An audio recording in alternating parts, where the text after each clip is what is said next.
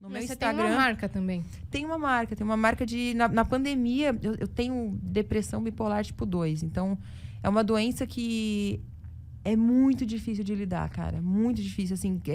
Para as pessoas que estão em volta te entenderem, tem que ser pessoas que realmente gostam muito de você e têm muita paciência. Por que tipo 2? Eu Como queria que entender funciona exatamente. isso? É porque a bipolaridade tem níveis, né, de euforia e você pode passar muito tempo muito alegre ou muito depressiva. Eu descobri que eu tinha essa depressão bipolar. Depressão eu descobri há uns 4 anos, mais ou menos. Eu comecei a ficar muito para baixo, dormia muito, não queria sair da cama. Isso com 20, eu tenho 29, com 24 eu comecei a perceber que eu era muito explosiva também, muito explosiva. Tudo me irritava, As pessoas me irritavam. Às vezes no dia eu estava feliz, no mesmo dia eu ficava feliz e triste umas 20 vezes. Só que eu achava que aquilo era da minha idade. Só que eu comecei a perceber que falei, cara, isso é uma doença. Até então, não era muito falado isso. Eu nem tinha acesso, não sabia o que era. E aí, com o tempo, as pessoas me falaram, poxa, depressão já sabia. Pô, você não é bipolar? Você não é bipolar? Eu falei, será? Eu falei, não sei. Eu comecei a pesquisar, a ler, tal. Aí, com 25, foi minha primeira consulta no psiquiatra. Que eu até falava, na época, eu achava que psiquiatra era de doido. Todo mundo tem um negócio assim, né? Quem vai pro psiquiatra é doido. Eu tinha esse negócio. Eu falei, eu não sou doida. Aí eu comecei a ver, eu falei, poxa vida, não tem nada a ver com psiquiatra, é coisa de doido. Pelo amor de Deus, eu preciso me tratar. Devia ter feito antes, Devia sabe? ter ido antes. Aí psicólogo pra mim não adiantava. Aí eu comecei a me consultar no... É legal que a gente tá indo, tipo, num lugar, né? A gente tá falando, assim, né, da TV, ótimo. agora de bipolaridade. Meu Deus, eu sou isso, loucura. Você não sabe, a gente conversou aqui na Semana dos Namorados, a gente recebeu vários casais. E veio a Sorvetão e o Conrado. E a gente fez o podcast inteiro com uma pergunta, que foi: como vocês se conheceram?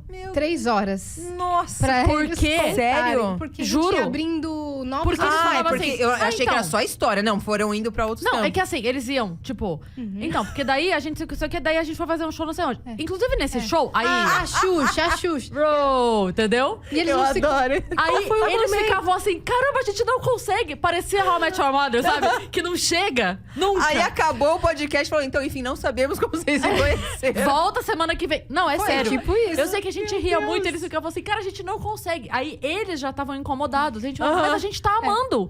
Continua, tá incrível. Foram 3 horas deles contando. E eles só responderam essa pergunta. Aí eles chegaram, a gente falou, A gente ama essas ramificações. como né? vocês se conheceram? E aí teve uma hora que eu até falei, gente, é um podcast de uma pergunta só. E eles, cara, eu não acredito, a gente não consegue responder. A gente Gente ama do assim. céu, mas eu sou assim... Prossiga. Mas é maravilhoso. Na vida, maravilhoso. quando uma pessoa começa com um assunto comigo, eu falo 30 coisas, depois eu volto no primeiro assunto que voltou no último, a pessoa fala, calma, aonde você tá? O que você tá falando? O meu áudio WhatsApp, você não se entende nada. Onde eu te perdi, né? Meu Deus! Eu parei 3 quadros atrás. Eu não tô... Eu fico mal comigo mesma, depois eu não me entendo. Eu falo, eu não sei nem que o assunto, onde era mesmo. O importante é voltar no assunto inicial. Então pode continuar E se a indo. gente tá esquece bom. alguma coisa, a galera do chat grita. Faltou falar tal coisa, eles lembram. Tá. Você foi diagnosticada. Diagnosticada aí com 25, passei algumas crises, tinha algumas crises de vontade de quebrar tudo, de vontade de quebrar a casa. Às vezes eu queria só quebrar a cozinha inteira. Eu falei, gente, isso não Do nada? Do nada. Eu falei, isso não é um ser humano, não. Eu falei, só um bicho. Eu falei, o que é isso? Então eu falei, meu Deus, preciso me cuidar. Aí fui no psiquiatra e ele conversou comigo umas 2 horas, me explicando o lance químico, né? O que falta de química, o que chega com dificuldade no meu cérebro para eu ter todo esse problema, esse sentimento. Então ele me explicou de uma forma bem racional, tentei entendê-lo ali. E aí aceitei um tratamento. Então, desde os 25 anos, me medico. Se eu não tomar remédio, o meu convívio social é impossível. Não consigo, não adianta. Eu não consigo conviver com pessoas. Então, o uso de remédio... E o difícil, meu organismo, ele se adapta muito fácil aos remédios. Então... Tem que trocar. Tem que trocar toda hora. E a adaptação para um novo tem vários efeitos colaterais. Então, assim, às vezes me causa enjoo, às vezes fica mais irritada. Às vezes eu percebia que eu não tinha muitos amigos, que eu, às vezes, tinha rompantes de raiva. E eu não conseguia entender o que causava isso. Às vezes as pessoas não conseguiam ficar perto de mim. Porque eu tinha isso.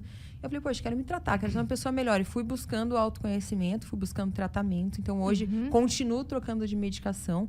Além da medicação, tem outro tipo de tratamento?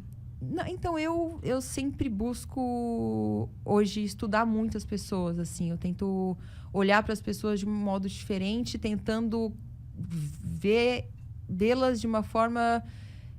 como se fosse um raio-x, assim, tentando entender as atitudes dela, baseando nas atitudes que eu já tive, sabe?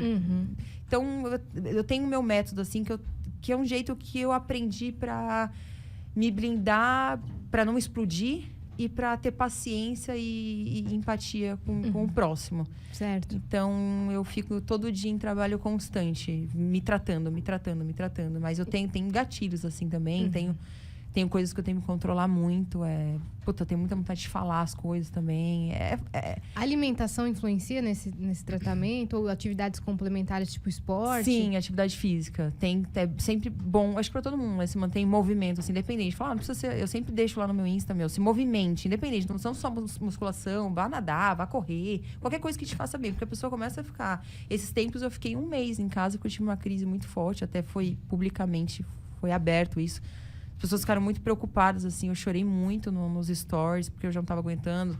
Escrevi abertamente para as pessoas que eu já tive várias vezes vontade de tirar minha vida.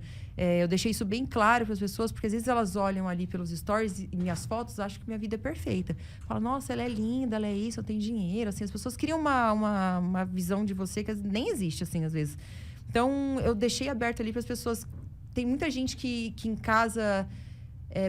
se baseia, acha que a vida dela é uma merda, porque acha que a sua é boa demais, e fala, nossa, eu nunca vou ter uma vida igual a dela, olha a minha vida, que bosta.